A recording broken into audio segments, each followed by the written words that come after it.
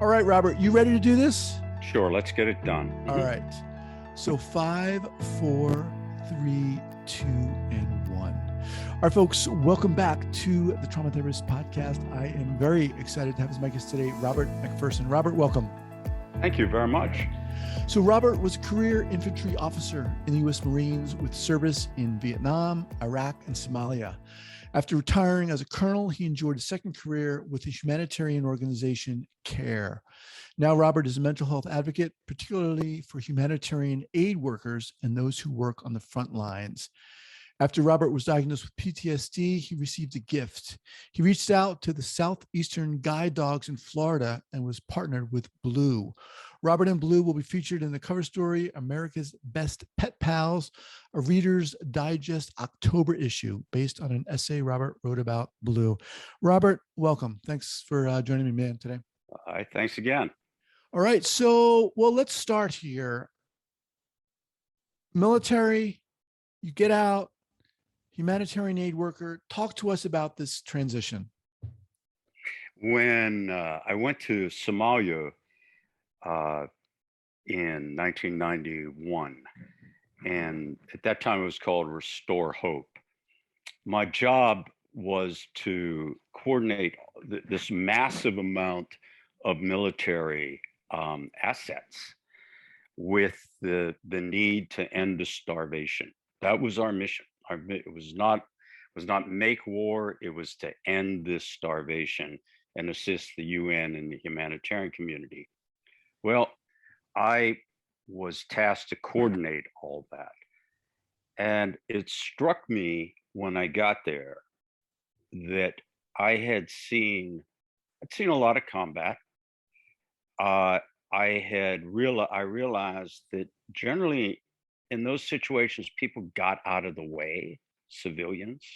It wasn't they weren't around, but and we were cautious with civilians, but most of them were gone. This was my first time I ever walked into watching so much devastation going on, watching starvation being used as a weapon of war, and for the first time, coming face to face with starving people. I've seen hungry people. Many Americans have seen hungry people. Seldom have you seen starving people. And that impacted me, really impacted me. How long had you been in the military by this point? By that time, about 29, maybe 28 and a half years. So a while. Yeah, a while. Yeah, I had been in the Marines for quite a while. But yeah. Are you saying it wasn't until this experience that something clicked for you? I can't say that. Certainly, as we get into the elements of PTSD or my beginning, that certainly warfare is the foundation, I think, of where this started. But it was generally, think about the Marines. You know, they're first in. It's pretty desperate. They arrive and they are warriors. And this is a combatant. You meet that combatant and you make war. Mm-hmm. Think about Somalia. It was entirely different. It may have been America's first truly humanitarian effort where they brought 50,000 people to the stage to try and end this starvation. Meanwhile, there was a side to get these warlords in line. But our greatest, and mine in particular, my greatest effort was to move those assets of trucks, helicopters, medicine, food, you name it, to coordinate that with the humanitarian community and again, the UN, to get it out there, to save lives.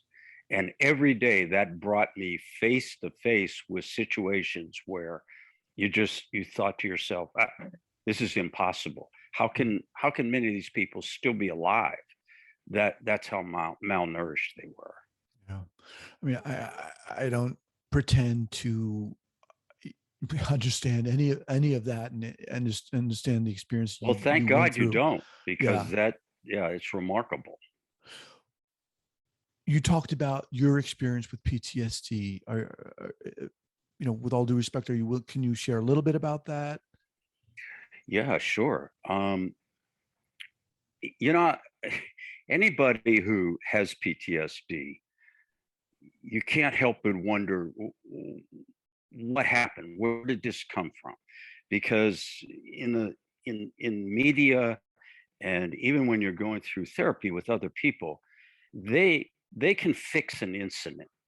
They can say, many of the Vietnam veterans I associated with can say, well, in this one event is when it happened.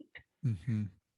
Guy, I think in my case, by staying in the Marines and I hope I can pull this out just right, where I was with a group of people who had suffered the same things I had, who had seen the same things I had.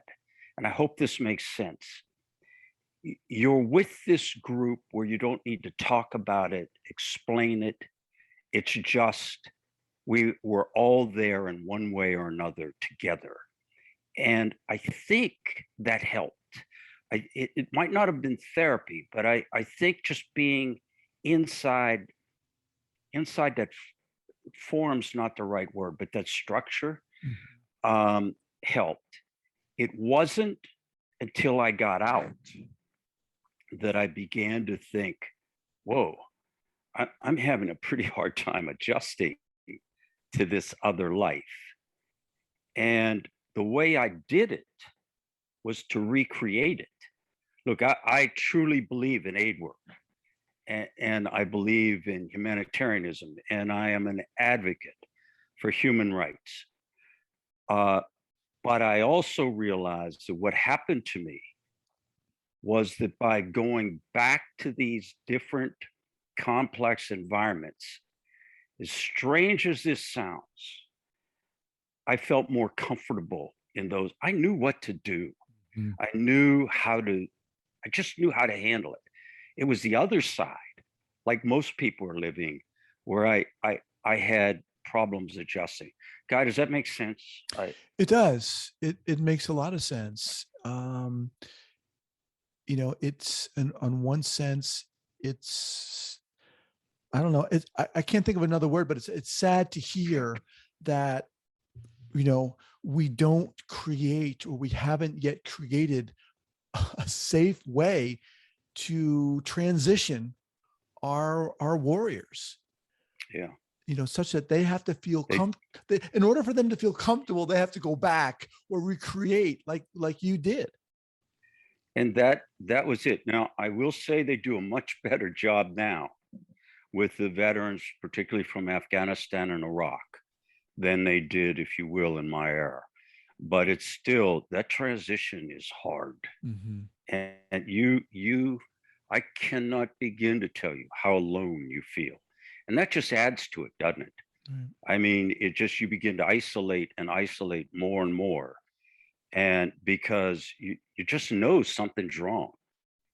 And yeah. So walk us through, Bob, what happened. I mean, when you got out, how did you begin the second career? Well, back to Somalia, when I was in Somalia, the president and CEO of CARE had been seconded by the United Nations to oversee the entire humanitarian effort in Somalia. Well, you can imagine I worked with him 12, 14, 16, 20 hours a day for months and months and months. We became close friends. Plus, prior to my deployment to Somalia, I had already, between an unaccompanied tour in the Far East for 13 months, going to Desert Storm in Iraq, I already had nearly 29 months of unaccompanied tours behind me. I was coming up on 30 years as a Marine, which is a magic number for retirement. And I thought, okay, I've had enough of the deployments and all those things. So this man, Phil Johnston, said, "What are you going to do when you retire?" And I said, "Look, I live in Hawaii. I'm gonna read, I'm gonna write, and I'm gonna hang out at the beach. That's my entire focus for the rest of my life." So about 2 months later, the Bosnian War was going pretty heavy. And he called and said, "How's all that reading and writing and beaching going?" And I, "What do you want?" So I went to Bosnia to do some work for them. And one thing led to another. Okay. And what role did you move into? In Bosnia. Yeah. Yeah. I went to, I jumped right in. I went to Sarajevo. And there was, in fact, I've written about her. There's a wonderful, just unbelievable, great woman I worked with who really was overseeing all the humanitarian efforts in Sarajevo, because if you recall at the time, it was cut off from the rest of Bosnia with snipers and being surrounded. And there was some aid getting through, but she just needed some help. Mm-hmm. And she needed some help from someone that CARE felt could handle the complexity of that environment. So that's what we did. We got aid in, and we delivered it in the middle of that chaos. And to give credit where credit is really due. So you're talking about a couple of North Americans. She was from Canada. But the people who were really doing the work were the men and women of Bosnia, particularly in Sarajevo. So it might have been us with the face of CARE at that time, but the people who were out really struggling, getting injured and worse, were the people of that city trying to assist, other folks in the city. It was a pretty dramatic time. And just for those listeners, briefly explain what CARE, the organization, does. Oh, CARE is at one time, and if it's not, it's still up in the top few. It was the largest secular humanitarian, if you will, aid agency in the world. And CARE still does two things. They do humanitarian work, and there's a precise definition to that. That is what I did. That's the aid work that is done in the middle of the complexities of natural disasters, wars. Think about New Orleans right now, or Haiti that just had another earthquake. So you have all this devastation. People need to go in and help. There's the other side for the development side. For instance, CARE has probably been in India helping for over 70 years, helping to build the infrastructure of a nation or a region, primarily a nation. So I'm reaching for this, but they're probably in 70 plus nations around the world assisting with that development work. And as these different emergencies pop up, that's where people who do what I did go to assist.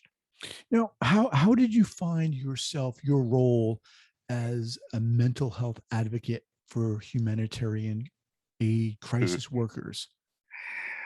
Wow, Guy, that's the question. So don't let me climb on a soapbox too high with this.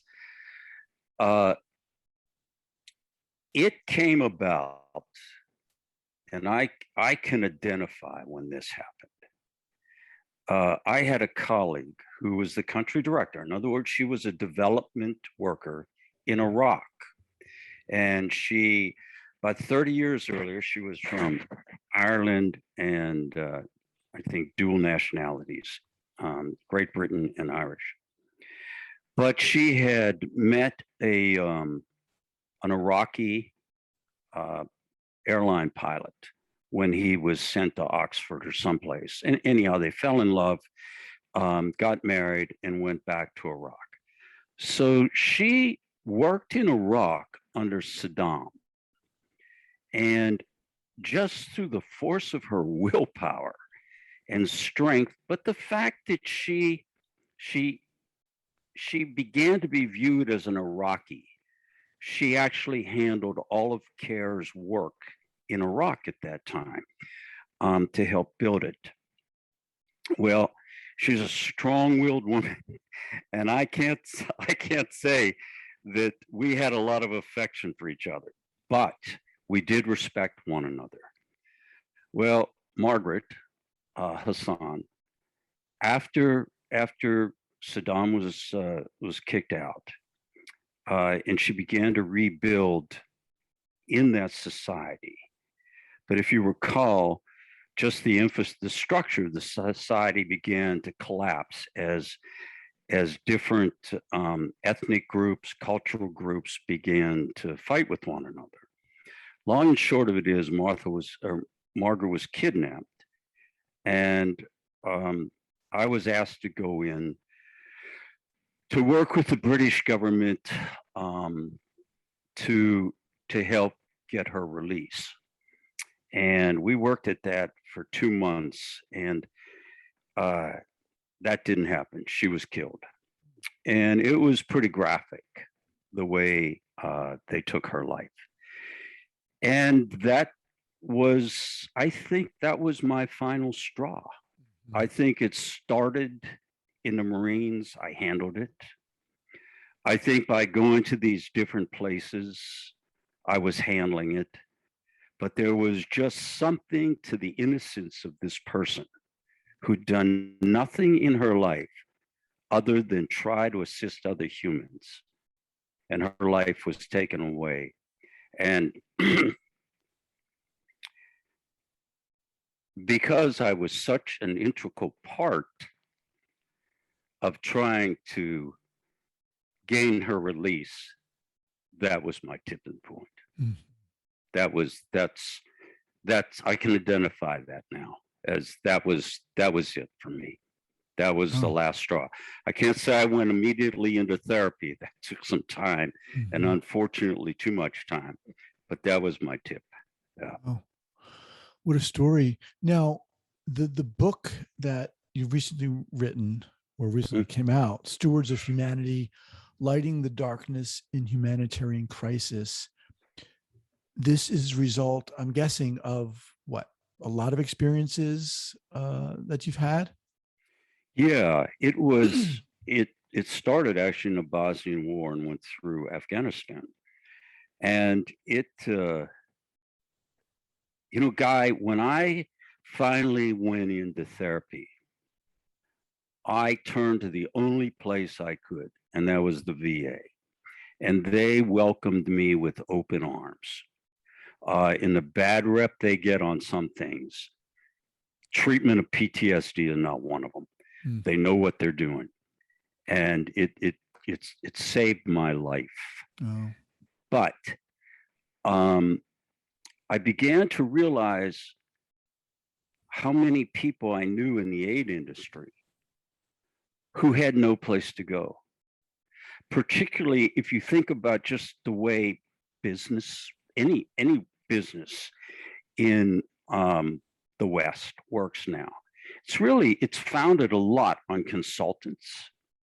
So, and it's the same in the aid community. So you get a consultant, she or he go off to these places. Generally, they can be quite young, but when that contract's over, they may be living in Minneapolis by themselves. Mm-hmm. They really don't have a place to turn. I did. So in the book, I believe now looking back, and a lot of this is looking back, the book was therapeutic. I wanted to recognize a group of people I saw do extraordinary things. In the military, they give you a medal.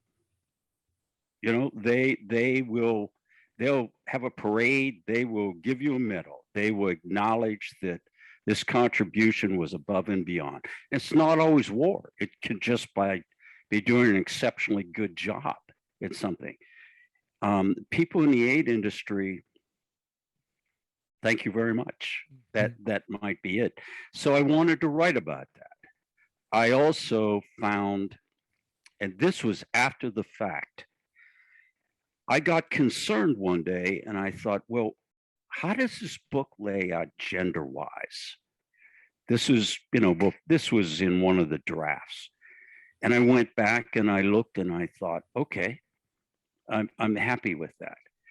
Then I looked at it with national versus international staff. Am I just going to write about people who look like me, some white guy? And it wasn't. I felt a nice balance with national versus international staff. But wrapping all that together in this underlying, I was writing this book when I went into therapy. I thought, wait a minute, what are we doing here? And I had written an article for a medical journal talking about the forgotten first responders, because we talk about police, soldiers, firemen, people working in hospitals. And then I thought, there's this other group out there that do remarkable things for the good of mankind. We don't think about them a lot. So I hope, that's kind of a flow of how many of these things came together. I appreciate you sharing that. So in our remaining few minutes here, who is the book for? Wow. Hey, Guy, you got me on that one. I thought I'd been asked every question for. You know what this book is for?